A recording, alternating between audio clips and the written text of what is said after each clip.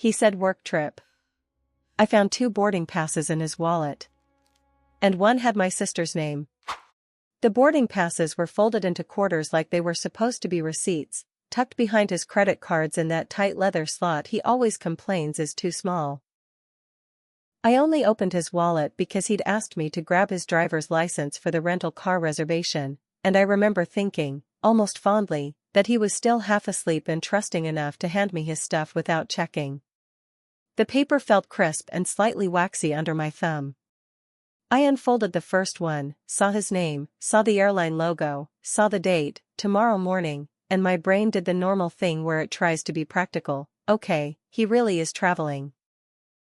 Then I unfolded the second one. Same flight number. Same departure time. And right under the barcode, in clean black letters, was my sister's name. I sat on the edge of the bed with the wallet open in my lap like it weighed 50 pounds. The room was still dim, the curtains barely letting in the early light, and I could hear him in the bathroom brushing his teeth, the electric hum and spit and rinse rhythm of a normal morning. My hands went cold and then started sweating, like my body couldn't pick a reaction. I stared at my sister's name and tried to make it mean anything else. Points booking. A mistake. A weird coincidence. Another person with the same name. But my sister's name isn't common, and even if it were, the middle initial was right. The one our mom insisted on because she said it looked classy on diplomas. My throat tightened so hard it hurt. I looked up at the bathroom door, at the strip of light under it, and I waited for him to come out like I was watching a timer count down to a bomb. He walked out a minute later, towel over his shoulder, hair damp, face relaxed. "You find my license?" he asked, casual. I held the boarding passes up, still attached to his wallet by my shaking fingers. I didn't raise my voice. I didn't even stand. I just looked at him and said, "Why is Lily on a boarding pass in your wallet?" His eyes flicked to the paper, and I watched the exact moment he recognized he'd been caught. It was like a mask sliding slightly off and then being shoved back into place. His mouth opened. Closed. He exhaled through his nose like he was annoyed at the situation, not terrified of what it meant. "It's not," he started, then tried again. "It's a work thing." "A work thing," I repeated, and my voice sounded too calm to be mine. "My sister is a work thing?" He took a step toward me, hand out like he wanted to take the passes back, like if the paper disappeared the moment would rewind. "Maya," he said, my name, in that warning tone he uses when he thinks I'm about to embarrass him. "Don't do this." That tone did something ugly to me. I felt heat crawl up my neck. "Don't do what?" I asked. "Read what's printed in black ink." He rubbed his forehead. "She asked for help," he said, words coming out faster now, like he'd found a script. "She's meeting a friend. She didn't want to travel alone." I was already going to. "On your work trip," I cut in, and I heard the shake in my voice now. "The work trip you told me about last night while you were packing, like it was normal." He swallowed. "It is normal," he insisted, too quickly. "She's family, Maya. She's like..." "Don't," I said, and my hands tightened around the passes so hard the paper crinkled. "Don't say family like that makes it better." He stood there, blinking at me like he couldn't find the right lie fast enough. The silence filled up with stupid details, the ceiling fan ticking, a car door slamming outside, the faint smell of his cologne from the shirt he'd laid out. I looked down again at the boarding passes. "Same seats listed?" I scanned for it like my eyes were hunting. Mine found it, 12A on his. 12B on hers. Side by side. I laughed once, sharp and small. "You're sitting next to her," I said quietly. His jaw clenched. "It's not like that." "It's exactly like that," I said, and my voice went thin. "You bought 2 tickets. You hid them. You told me you were going for work. And my sister's name is in your wallet." He reached for my arm. I pulled away. "Don't touch me," I said, and the words landed heavier than I expected. That's the moment my stomach turned hard enough that I thought I might throw up. I pressed my palm against my chest, trying to keep my breathing steady. How long? I asked, and I didn't even plan to say it. It just came out, like my mouth had finally caught up to what my body already knew. He stared at me. Maya. How long? I repeated, louder now, and I hated that my voice was climbing. Because you don't buy matching boarding passes for a one-time favor. He looked away. That tiny movement, eyes darting to the side, was the answer before he gave it. It happened, he said finally, and the way he said it made me want to scream. Like it was weather. Like it was a thing that drifted in. It wasn't planned. My hands went numb. I set the wallet and the passes down on the bedspread with careful, slow movements, like I was placing down something fragile. Get out, I said. What? He snapped, offended, like I'd insulted him. Get out of our bedroom, I said. Go downstairs. Go anywhere. I can't look at you right now. He stood there a second, chest rising like he wanted to argue, and then he grabbed his phone off the dresser and walked out, footsteps heavy on the stairs. The moment he was gone, my body finally did what it had been trying not to do. I folded forward, elbows on knees, breathing like I'd run a mile. No tears yet. Just this tight, trembling pressure behind my eyes and a buzzing in my ears. It was a Thursday morning, and we'd been together 6 years, married for 2. I'm 29. He's 32. His name is Aaron. My sister Lily is 26, the baby of the family, the one my mom still calls my little girl even though she pays rent and has a full-time job and insists she's independent. I have always been the steady one. The one who picks up calls. The one who brings soup. The one who remembers birthdays. Lily is the one who shows up late with good stories and hugs too hard and says things like, "You're my favorite person," when she needs something. Aaron and Lily had always gotten along in a way that made me proud at first. When we started dating, it felt like a win that my sister liked him. He'd bring her coffee when she visited, laugh at her jokes, ask her about her art projects, even though he doesn't care about art. It felt like effort.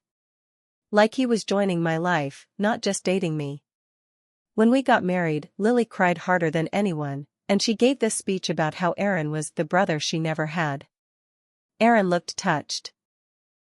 I remember squeezing his hand and thinking, this is good. This is what you want. The shift was slow enough that I didn't mark it as a shift. It started after Lily went through a bad breakup last year. She was heartbroken, dramatic in a way that was both exhausting and familiar. She started coming around more. Just to get out of my apartment, she'd say. She'd curl up on our couch. Aaron would make her tea. I'd be at work and come home to find them talking in the kitchen like they'd been waiting together. It never seemed wrong. If anything, it seemed kind. Then it got a little weird. Lily started texting Aaron directly instead of me. Aaron said you guys are busy tonight, she'd mention, like he was the gateway to our plans. Aaron would get a notification and tilt his phone away out of habit, then force it back like he remembered he shouldn't. If I asked, he'd say, "It's just Lily," in that tone that implied I was being ridiculous for even noticing. The week before the work trip, Lily told me she might go visit a friend in Melbourne. Just for a reset, she'd said, dramatic sigh, twirling spaghetti. I need to get out of my head. I asked who she was staying with. She said, a friend from uni, and changed the subject fast. I didn't push because I didn't want to be controlling. I didn't want to be the older sister who interrogates. Aaron told me 2 nights ago that he had a work conference in Melbourne. He said it casually while folding shirts, like it was nothing. Just 2 nights, he said, kissing my temple. Boring stuff. Panels. Networking. I remember teasing him. Try not to fall in love with a keynote speaker. He laughed and said, only if she talks about spreadsheets. I laughed too. I hate that I laughed. After he stomped downstairs, I sat there staring at the boarding passes until my eyes blurred. Then I picked up my phone and called Lily. My thumb hovered over her contact longer than it should have. My hands were shaking so badly I almost dropped the phone. She answered on the third ring, voice bright. "Hey. What's up?" I couldn't do small talk. "Why is your name on a boarding pass in my husband's wallet?" I asked. Silence. The kind of silence that isn't confusion, just calculation. "Maya," she said finally, voice softer now, "what are you talking about?" "Don't," I said, and my throat tightened. "Please don't make me say it twice." A small exhale. Then she said, "I didn't want you to find out like this." That sentence was like someone opening a trapdoor under me. Not denial. Not outrage. Just confirmation. I gripped the edge of the bedspread to keep myself steady. "So it's true," I whispered. "Okay, listen," she said quickly, words tumbling, "it's not what you think." "It's exactly what I think," I snapped, and my voice finally broke. "Because my sister doesn't end up on my husband's boarding pass by accident." She started crying on the phone then, and I swear, part of my brain tried to reflexively comfort her, like old muscle memory. I hated that reflex. I bit the inside of my cheek hard enough to taste blood. "Maya, I'm sorry," she sobbed. "I never meant to hurt you." "Then why?" I asked, and I wasn't even yelling. I was exhausted suddenly, like my whole body had been carrying something heavy without realizing. "Why would you do this to me?" She sniffed, and I heard shuffling like she was pacing. "It just happened," she said, and I almost threw my phone across the room because she used his exact wording, like they'd practiced it. "I was lonely and he was there and you were always busy and—" "Stop," I said. "Don't blame my life for your choices." More crying. "I love you," she said, like that was supposed to be the anchor. "I don't know what that word means from you right now," I said quietly. I hung up before she could respond. My hands were shaking so badly I had to set the phone down with both palms flat on the bed like I was steadying it. I walked downstairs and found Aaron in the kitchen, leaning against the counter, phone in hand, jaw tight. He looked up and tried to speak, but I held up my hand. "Don't," I said. "Not explanations. Not it's complicated. Just answer one question." His eyes narrowed. "What?" "Did you book this trip for work," I asked, "or did you book it for Lily?" His lips parted. Closed. He swallowed. "For both," he said finally. I stared at him. "That's not an answer," I said. "That's you trying to keep a foot in each life." He ran a hand through his hair, frustration flashing. "I didn't want to blow everything up," he said, like I was the one lighting matches. "It was supposed to be a reset. Just a couple days to figure things out." "Figure what out?" I asked, voice low, "whether you want my sister or your wife?" He flinched. "Don't make it sound like that." I let out a breath that sounded like a laugh without humor. "What else would it sound like?" I asked. "You were literally going to get on a plane with her tomorrow. You packed your suit and told me it was a work trip. You let me kiss you goodnight. You ate dinner with me." He stared at the floor. The silence was thick, and it made me realize something else. He wasn't panicking because he'd hurt me. He was panicking because his plan got interrupted. "I need you to leave," I said. He looked up sharply. "Maya." "Not a discussion," I said. "Take a bag. Go to a hotel. Go to a friend's. I don't care. But you're not sleeping here tonight." He scoffed, defensive. "This is my house too." The words came out of me before I could soften them. "Not if you're treating it like a waiting room between women," I said. He stared at me like he didn't recognize me. Maybe because I'm usually the one who absorbs the mess and cleans it up quietly. "Not today." He opened his mouth, then closed it.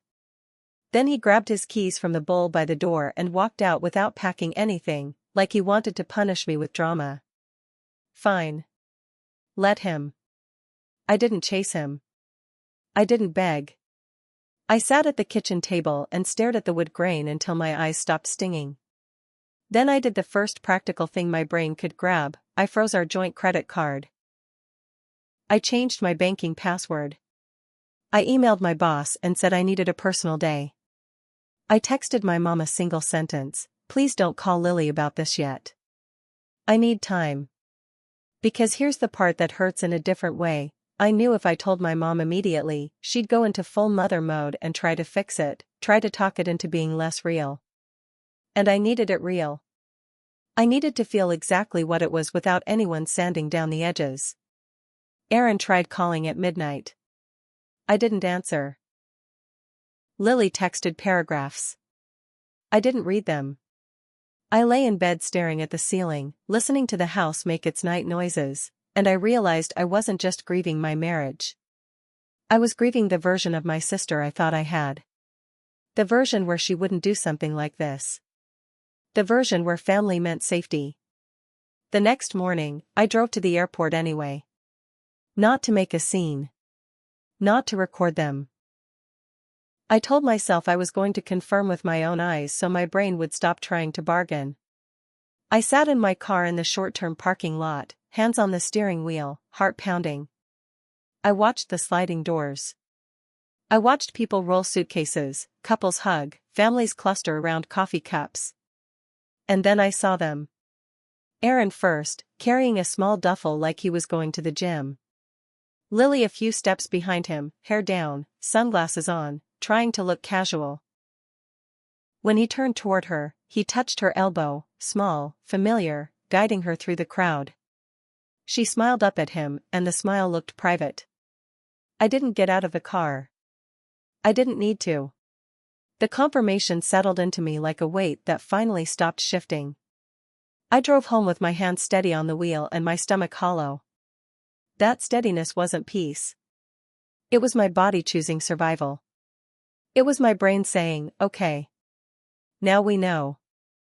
I'm still in the middle of it. I don't have a clean ending. I filed for separation. I told Aaron all communication goes through email unless it's urgent. I told Lily I'm not speaking to her until I decide what forgiveness would even mean, if it ever exists. I've been cycling through anger and numbness and this weird, quiet grief that hits when I'm folding laundry or making coffee, and I remember I used to trust the two people who betrayed me most. If you made it to the end, thanks for watching. And if you've ever found out something that made your family feel like strangers, whether it was cheating, lies, or secrets that rewrote your whole history, share your story in the comments. I read them, and it genuinely helps to know you're not the only one who had to look at a name on paper and realize it was never just a work trip.